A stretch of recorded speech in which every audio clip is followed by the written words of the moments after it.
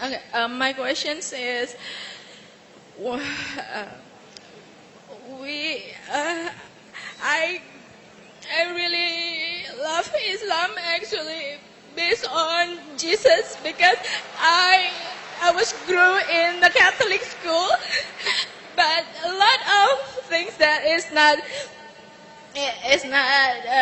make sense to me. That's why I look for Islam, and I love Islam, and but I don't like the Muslim people in Indonesia, and I love dogs as a pet. So my question is actually, why they can tell me I'm not a Muslim just because I have dogs as my pets, and I'm still learning, but they don't have any rights to judge me. Will you mind to explain? Because I didn't find anything in Al-Quran that said it's haram to pet a dog. And instead, I found that the history, a lot of the prophets are the shepherds, so they also have dogs to help them, including, if I'm not mistaken, correct me if I'm wrong, including the prophets Muhammad. The Thank sister you. has a question.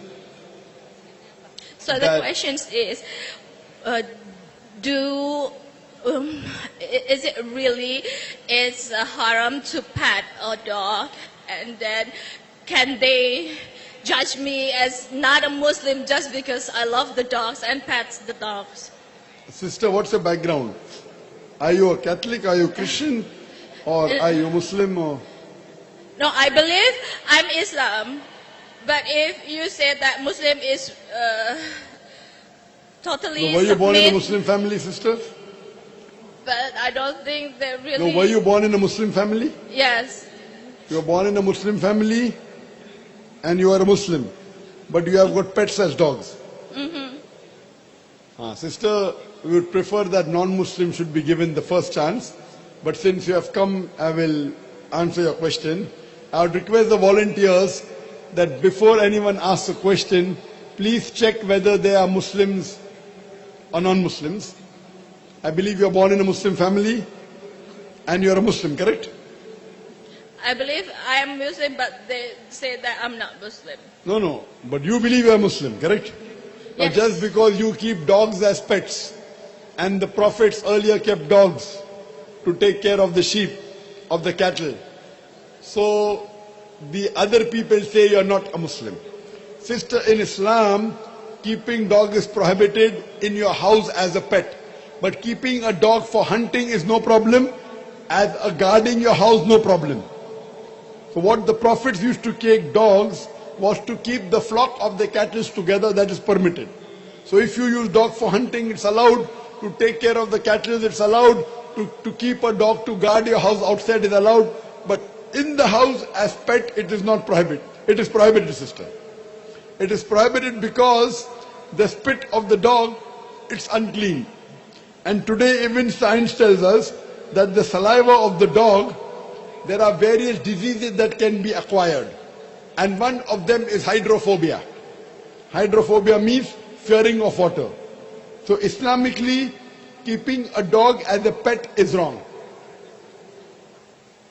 Now, if you keep a dog and you believe it is wrong, that's a different question. You may not be a practicing Muslim. But someone to say you are not a Muslim, that's a very strong statement. Just because one person doesn't follow some portion of the Quran or some portion of the Hadith, as long as you believe there is one God and you believe Prophet Muhammad is the messenger of God, as long as you don't do kufr, you cannot be called a non-Muslim, sister. As long as you agree, you have to agree what is mentioned by the Prophet, that keeping dog is prohibited because it leads to various diseases. Keeping a dog. You can keep him to guard your house, you can keep him to protect your cattle, no problem. But Islamically, keeping a dog is wrong. That's the reason a Prophet said that if the dog licks any vessel, you have to scrub it 3 times with earth.